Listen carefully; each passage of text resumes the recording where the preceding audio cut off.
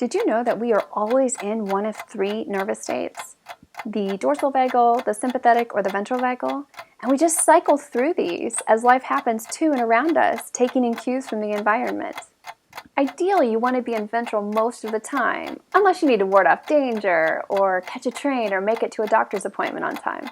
By staying mostly in a ventral state, we're able to live life to its fullest capacity. We're creative and generative and social and healthy and happy. Unfortunately, some people can get stuck in the yellow or the red state, which is the sympathetic or the dorsal, which can be really dangerous or even life-threatening. So in this video, we're going to talk about how to get into that ventral state and stay there, only using the other two when you need them. Stay tuned. If you're new to the channel or you haven't yet had a chance to join this awesome community all about emotional and financial well-being, make sure and do that now before we get started. Just click the little red subscribe button and then the bell after to make sure you're notified every time we release a new video. Before I tell you how to stay mostly in the ventral state, let's talk about how this all works. The autonomic nervous system is made up of two parts, the sympathetic and the parasympathetic. The sympathetic nervous system is our body's mobilization system, preparing us for fight or flight. The parasympathetic is made up of two parts, dorsal vagal and ventral vagal. Dorsal vagal is our body's shutdown or freeze response. Ventral vagal is our body's social engagement system, allowing for connection, co-regulation, and a way to get out of shutdown or freeze. A healthy nervous system has three components: flexibility, range, and versatility. When we're able to harness the nervous system, it aids in recovery and an overall sense of well-being. So let's talk a little bit more about our ideal state, ventral vagal. The ventral or front side of the vagus nerve responds to cues of safety from our environment or interactions. This system is activated by feelings of safety and connection. Social engagement allows us to feel anchored and is only facilitated by the ventral vagal system. In this space, we can feel calm, safe, co-regulated, and engaged. So what are some examples of safety cues? When interacting with another person, most of our safety cues come from their face or upper torso. This is because the ventral vagal nerve is connected to the muscles of the face and upper torso. A warm smile, welcoming hand gestures or safe touch, facial expressions, spontaneity in the upper part of the face, eyes lit up with warmth and vitality. Perhaps most important is the tone of their voice, because our middle ear attunes to the human voice and is very sensitive to intonations. When a person has a soothing voice, it sends a message to our nervous system that we're safe. We also have safety cues that can come from within. A happy thought, an exciting idea, a warm memory, or a funny thought that puts a smile on your face and makes you light up from the inside, giving you hope and vitality. And then safety cues can come from our environment as well. A familiar song, or smell, or location, or animal, or landscape. Granted, those things could be cues of danger as well, but the ones that bring you into a state of happiness and aliveness and excitement, etc., those are the cues of safety that put you in that ventral vagal state and allow you to live life to the maximum capacity. This is when we have our greatest experiences, best relationships, most productive work, brightest ideas, and best health. The more often we're able to remain in this state, the better life can be. The more goals can be accomplished, and the more dreams can come true. So then, what about danger cues? When we're interacting with another person, their eyes and tone of voice and facial expressions and body language can let us know that we're not safe. And just like with safety cues, we can receive danger cues from the inside. Negative thoughts, premonitions, fears, critical thoughts toward ourselves, bad memories. And like we said before, the danger cues from the environment can also be smells, sounds, locations, and animals or landscapes. Anything that makes you feel unsafe is a danger cue. And there are other examples of danger cues, but those were just the most common. So danger cues activate the sympathetic nervous system, often in the background where we don't even realize it's happening. The first thing you noticed might be a tightening in the chest or stomach, or stiffening shoulder muscles or back muscles, or this urge to resist or get away. When we go into a sympathetic state, our body releases stress hormones that remain there for 18 minutes, even if the danger cue was a false alarm, like seeing a stick and thinking it was a snake. Once the danger is past and we're able to seek out cues of safety, then we're able to transition back into the social engagement system, or ventral vagal. But what happens when the danger doesn't pass and we feel overwhelmed or hopeless or unable to flee or fight? This is when the body goes into dorsal vagal, which is shut down or freeze. Its function is to protect you and keep you invisible until the danger passes. When the dorsal vagal system is activated, you may feel numb or dizzy or disconnected or listless.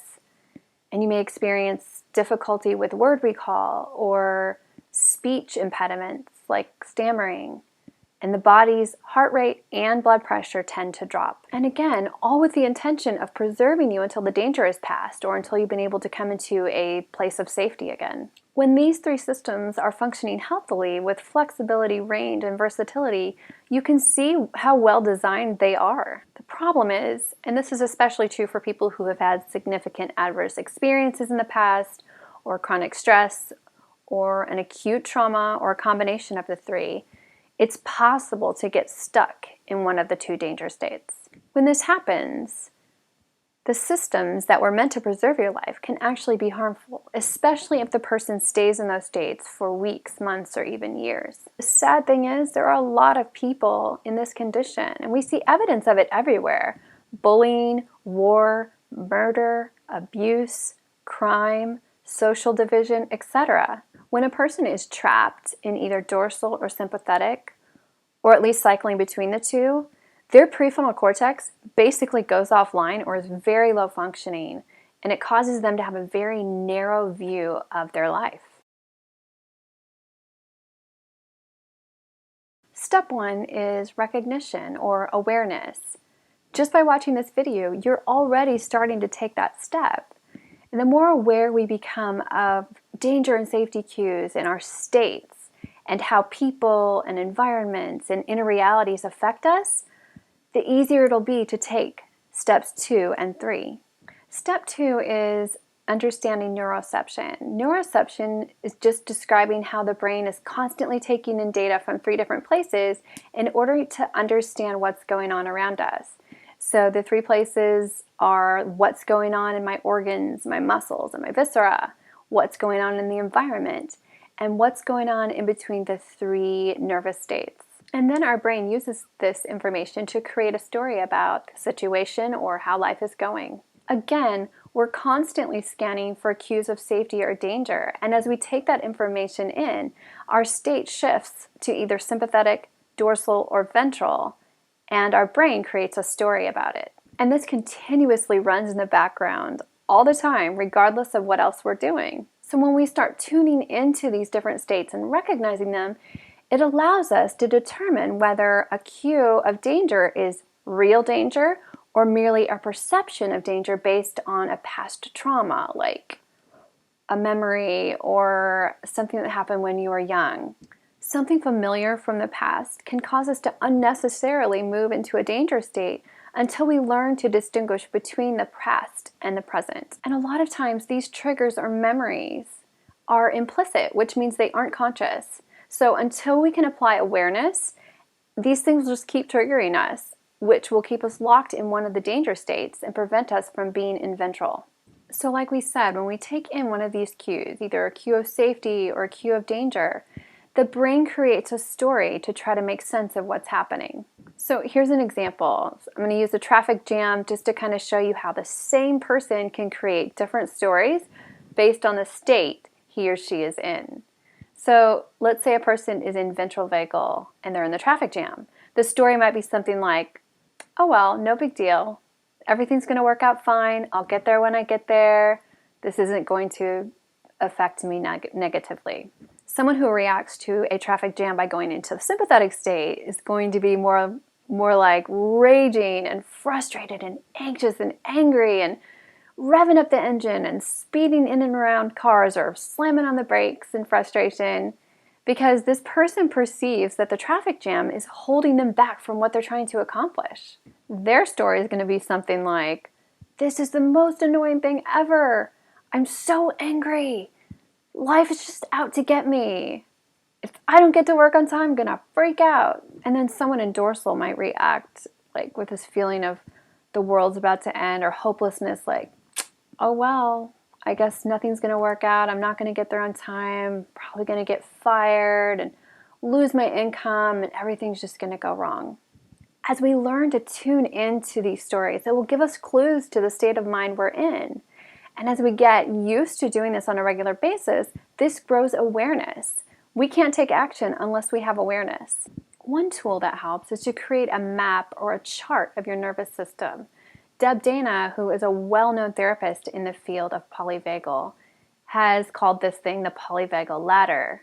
I'm going to put a link in the description at the end of the video so that you can print out your own. All you have to do is click the link and then print out page 1. And I also am including a list of traits and feelings so that you can identify some of the feelings and traits that you have and organize them on your chart. Step 3 is self-regulation or co-regulation. And regulation just simply means being brought back to emotional homeostasis.